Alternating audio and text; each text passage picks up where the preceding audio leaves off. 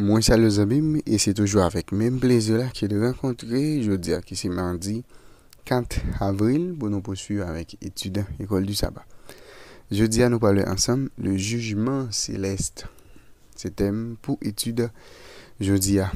Éternel notre Père et notre Dieu, nous fait louange pour vous parce que vous méritez ça. Merci au Père pour plein de l'instruction que ouvrez pour nous chaque jour pour capable nourrir nous afin que nous capables d'être en bonne santé sur le plan spirituel.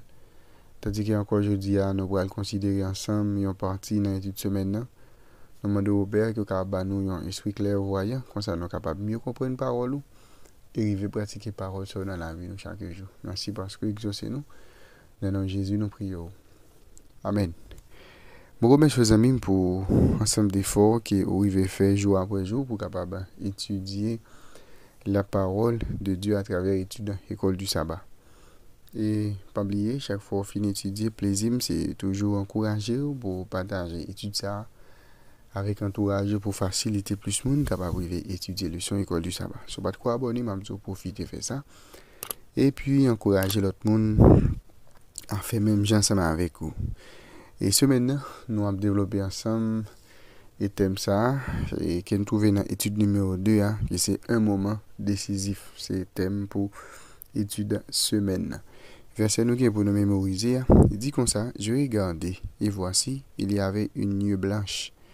Et sur la nuée était assis quelqu'un qui ressemblait à un fils d'homme.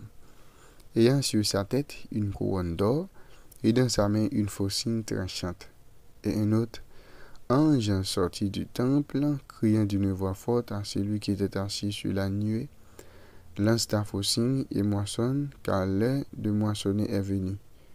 Car la moisson de la terre est mûre. Apocalypse 14, verset 14 et 15, qui c'est texte pour nous mémoriser dans l'étude semaine. Jeudi à c'est mardi 4 avril, le jugement céleste, c'est thème que nous allons développer ensemble. Nous allons lire un texte que nous avons dans l'étude et avant et qui fait texte qui dans verset pour mémoriser pour semaine. Qui c'est Apocalypse 14, verset 14. Nous allons lire tout, Acte chapitre 1, verset 9 à 11. Nous allons regarder qui similitude que nous découvrons en dans texte. Nous parler des similitudes, qui point de ressemblance qui gagne entre deux textes. On regarde ensemble Apocalypse 14, verset 14 et puis Acte chapitre 1, verset 9 à 11.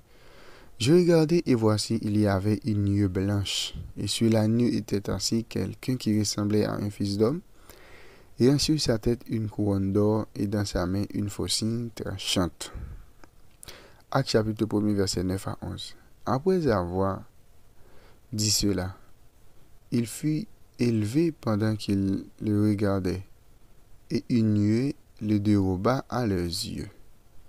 Et comme il avait les regards fixés vers le ciel pendant qu'il s'en allait, voici deux hommes vêtus de blanc leur apparurent et dit, hommes israélites, pourquoi vous arrêtez-vous à regarder au ciel? C'est Jésus qui a été enlevé au ciel du milieu de vous, viendra de la même manière que vous l'avez vu allant au ciel.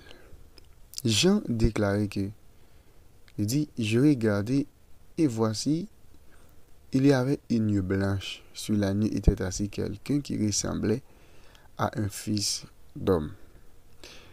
Lorsque Jésus lui-même est monté dans le ciel, Luc rapportait dans Acte chapitre 1, verset 9, que pendant que les disciples étaient campés et ont regardé le ciel là, il y avait Jésus qui est élevé pendant que vous avez regardé. Et il y a un nuée qui prend Jésus dans la mer, ou bien pendant qu'il a regardé, il y a un nuée qui volait Jésus, qui fait Jésus disparaître devant les yeux messieurs. Et bien Jésus monté, et bien dans le ciel, dans un nuée d'ange, et là pour retourner encore, c'est dans un nuée d'ange.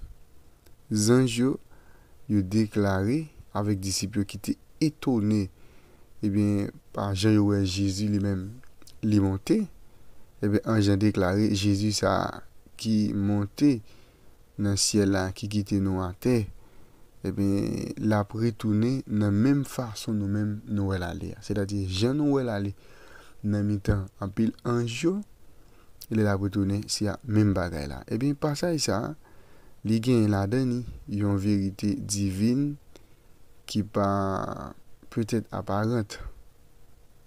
Jésus ça, qui c'est fils de l'homme non? Si là qui était marché dans rue, qui était plein poussière dans la ville Nazareth, qui était exercé ministère li dans rue bondé de Jérusalem, qui t'a guéri malade dans le village Israël yo, et qui t'a prêché sous colline qui était plein zèbre, et bien dans Galilée, et bien Jésus ça, li gen pour le capable retourner. Et le Fils de l'homme est également mentionné à la lumière du jugement dans Daniel chapitre 7. Ok, nous jouons que l'expression Fils de l'homme, non? Pas seulement dans le Nouveau Testament, mais nous jouons également dans l'Ancien Testament. Nous allons lire ensemble Daniel chapitre 7, versets 9 et 10, versets 13 et 14. Nous allons regarder pour ça Daniel terrelé Jésus, Fils de l'homme, dans un contexte qui était aussi grave que celui du jugement.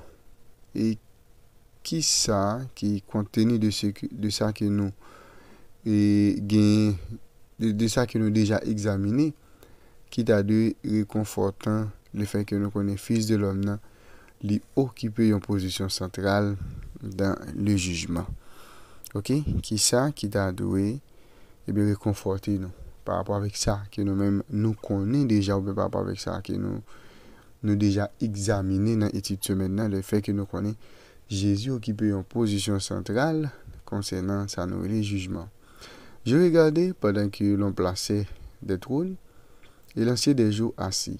Son vêtement était blanc comme la neige et les cheveux de sa tête étaient comme de la laine pure. Son trône était comme des flammes de feu et les roues comme un feu d'ardent. Un fleuve de feu coulait et sortait de devant lui. 1000 milliers le servaient et 10 000 millions se tenaient en sa présence. Les juges s'assirent et les livres furent ouverts. Je regardai pendant mes visions nocturnes, et voici sur les nuées des cieux arriva quelqu'un de semblable à un fils de l'homme. Il s'avança vers l'ancien des jours, et on le fit approcher de lui. On lui donna la domination, la gloire, et le règne, et tous les peuples, les nations et les hommes de toutes les langues le servirent.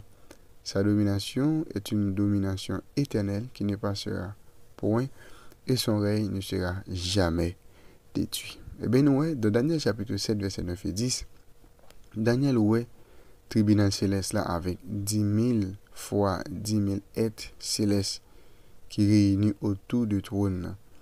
Jugement, les fixé. Et Livio, à savoir les registres célestes, eh bien, qui gagne tout ça nous fait pendant vie nous, il ouvrit devant l'univers. De Daniel chapitre 7, verset 13 et 14, nous le Fils de l'homme n'est approché vers l'ancien des jours, eh bien, nous le Père, lui recevoir, eh bien, Jésus approché vers le Père et lui recevoir royaume éternel là.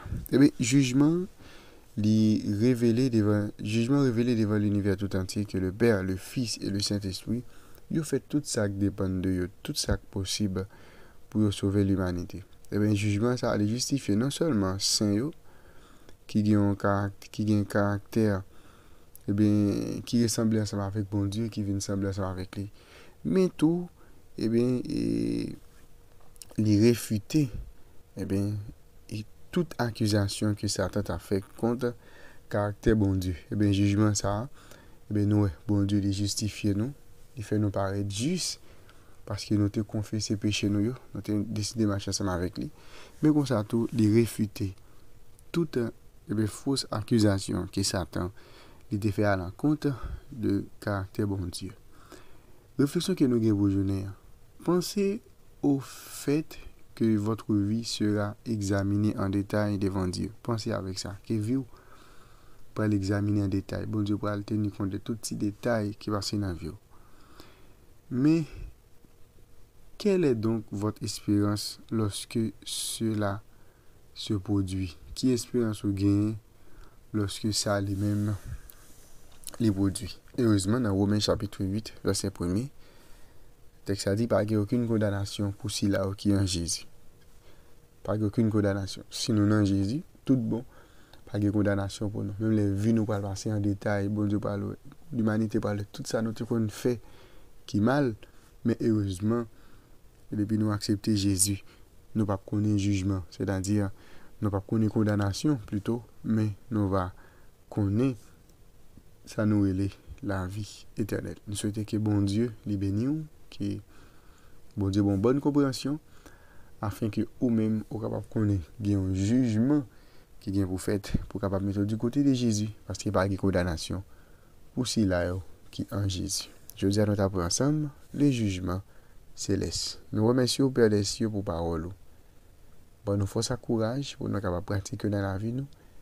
Et l'on va venir, on va traiter nous comme de bons et de fidèles serviteurs, que nous soyons sur le nom de Jésus. Amen. Déjà, bonne étude, bonne journée et à la prochaine.